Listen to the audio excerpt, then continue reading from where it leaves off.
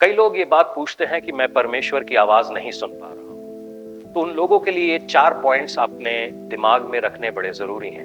Number 1, क्या आप किसी जेजेबेलिक आवाज को सुन रहे हैं? किसी जेजेबेलिक मिनिस्टर को सुन रहे हैं? किसी जेजेबेलिक योग के नीचे हैं? जैसा एलिया के जीवन में हम देखते हैं कि कारमेल की सफलता के बाद उसने इजेबेल के लोगों की आवाज सुनी और वो परमेश्वर के दिए हुए मिशन से भाग निकला और परमेश्वर ने अपने दास एलिया को एनकाउंटर करना पड़ा और उसके बाद एलिया ने अपने जीवन के कोर्स को ठीक किया। क्योंकि जब कभी भी आप इजेबेल की आवाज को सुनते हैं, आपके डर आपके विश्वास के ऊपर हावी हो जाते हैं और आपके विश्वास के द्वारा जो आप परमेश्वर की आवाज को सुनते हैं, वो विश्वास कहीं ना कहीं डर उसका गला घोट देता है।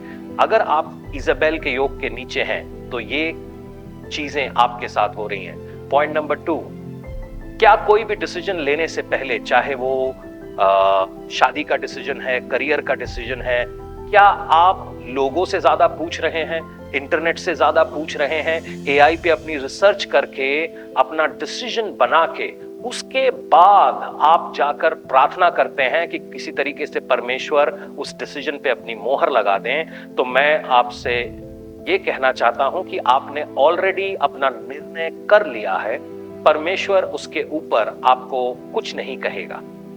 पॉइंट नंबर 3, अगर परमेश्वर ने आपको कुछ करने के लिए कहा है और वो आप तक अभी तक आपने नहीं किया है, तो परमेश्वर आपसे और बात नहीं करता।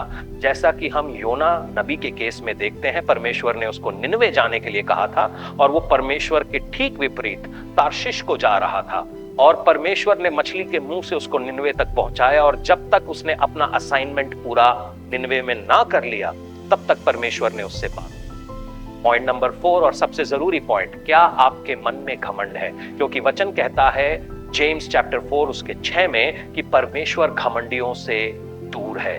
अगर आपके मन में आत्मिक घमंड, ज्ञान का घमंड, पैसे का घमंड, शरीर का घमंड है, तो परमेश्वर आपसे बात नहीं करेगा। मैं विश्वास करता हूं ये 4 पॉइंट आपकी आत्मिक उन्नति में आपकी मदद करेंगे। आप पास्टर बख्शी को सुन रहे हैं द वेल डिगर्स से। जय मसीह की, शालोम। परमेश्वर आपको आशीष दे।